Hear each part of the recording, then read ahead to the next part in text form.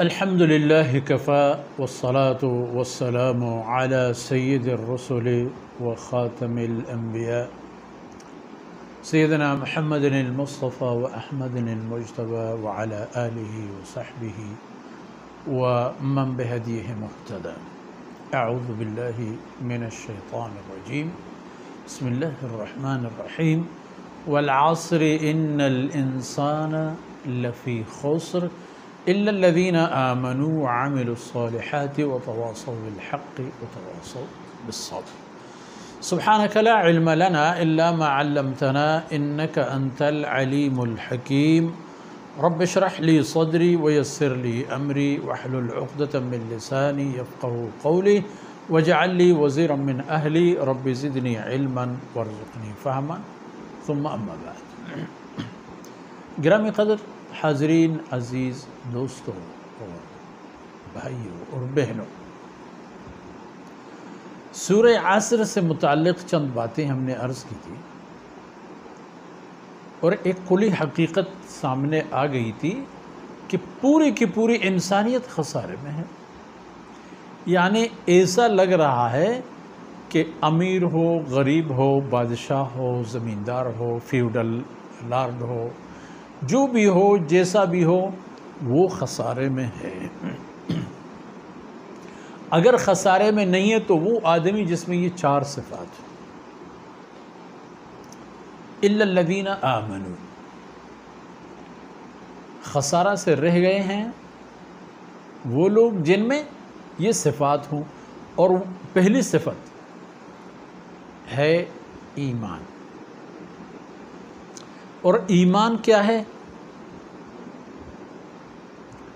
یعنی تصدیق کرنا کہ اللہ اور اس کے رسول صلی اللہ علیہ وسلم نے جو کچھ فرمایا ہے وہ سچ ہے. الا الذین آمنوا، ایمان لانا اللہ رب العزت کی وحدانیت پر، اور ایمان لانا اللہ رب العزت کے اختیارات پر. لیس کمثلہ شیء.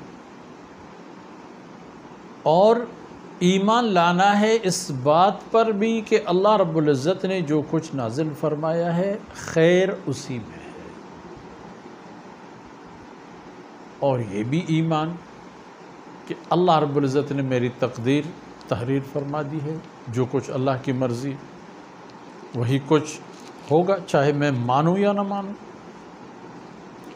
چاہے خدا نخواستہ حوادث ہوں، مسائل ہوں، اور عاقبت الامر انسان موت کا شکار بھی ہو جاتا ہے. تو ان تمام حالات و احوالات میں یہ یقین کرنے ہوں گے کہ یہ سب کچھ اللہ رب العزت کی طرف سے ہے.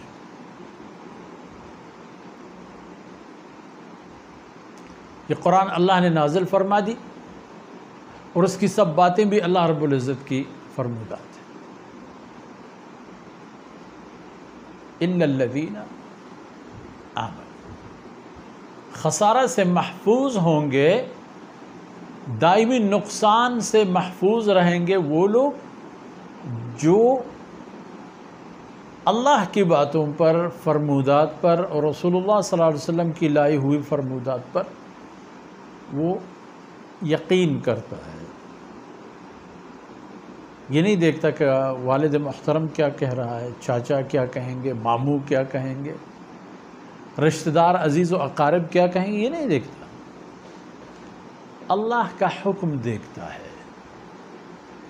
اور ویسے بھی انسان میں یہ شعور لازمی طور پر ہونا چاہیے کہ بے شک اس کے والدین اور اس کے کنبے کے دیگر لوگ ان کے لیے، انسان کے لیے، ہمارے لیے پیش رفت کے ذرائع رہے ہیں. اللہ رب العزت نے ان کے کندھوں کو ہمارے عروج کے لیے ہمیں استعمال کرنے کی توفیق دی. اور ان حضرات کو اللہ نے یہ ہمت دے دی کہ وہ اس بوجھ کو برداشت کر سکیں.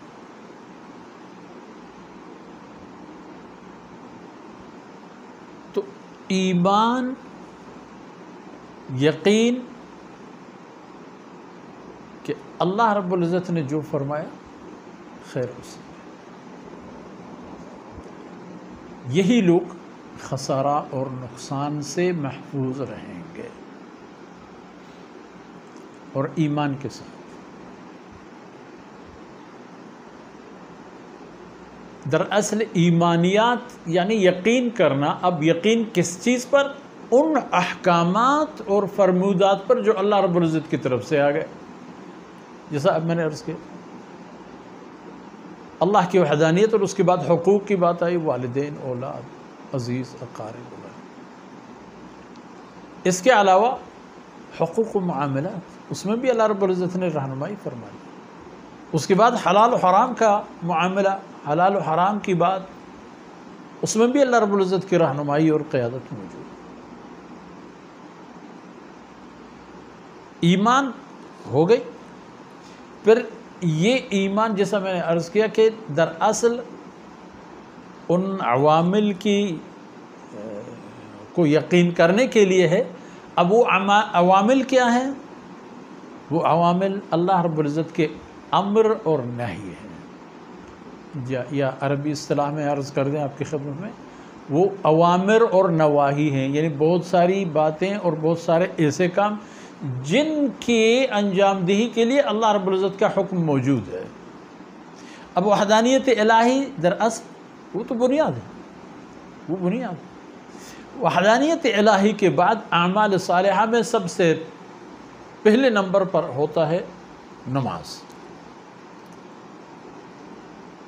اب یہ نماز تو آپ پڑھیں گے، لیکن اس کو اس نیت پر نہ پڑھیں کہ آپ باوضو رہیں گے، صاف ستھرا رہیں گے، آپ اپنے کپڑوں کو گندے اور پلید ہونے نہیں دیں گے تو صحت مند رہیں گے، اور اس کے بعد آپ یہ مستقل نمازیں پڑھیں گے، رکوع کریں گے، سجدہ کریں گے، تو آپ کی جسمانی جتنی بھی کمزوریاں ہیں وہ بھی دور ہو جائیں گی، آنکھوں کو فائدہ ملے گا، دل اور دماغ کو فائدہ ملے گا، آپ کے ریڑھ کی ہڈی کو بھی فائدہ ملے گا۔ تو اس لیے نماز پڑھو، اس مقصد کے لیے نماز نہیں پڑھی جاتی۔ اللہ کا حکم سمجھ کر،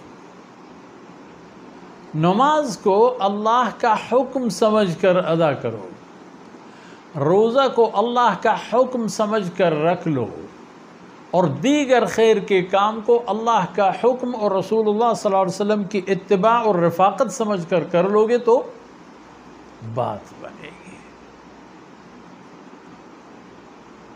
تو اس لیے ہمیں ان باتوں کا خیال ہونا چاہیے کہ اللہ رب العزت نے جو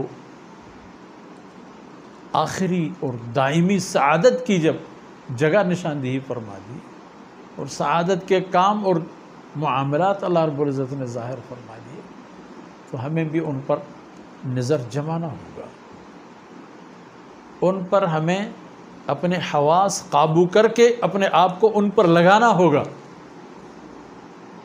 تاکہ ایسے نتیجے آ جائیں کہ جن سے اللہ رب العزت ہم سے راضی ہو۔ انشاءاللہ بقیہ باتیں اگلے نشست میں، اور دعا کرتے ہیں کہ اللہ رب العزت ان لمحات کو ہم سے قبول فرمائے، میرے اور آپ کے اور ہمارے عزیز و اقارب کی آخرت کا سرمایہ اور دنیا کی برکت کا سبب بنا دے۔